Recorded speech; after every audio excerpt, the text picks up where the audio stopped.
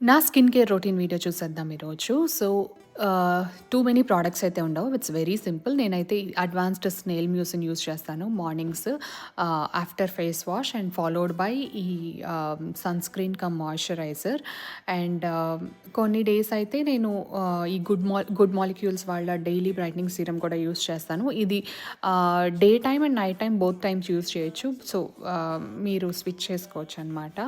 And followed by again moisturiser and sunscreen. నేను నా moisturiser అయితే ఇది గో టు మాయిశ్చరైజర్ అనమాట అవీనో.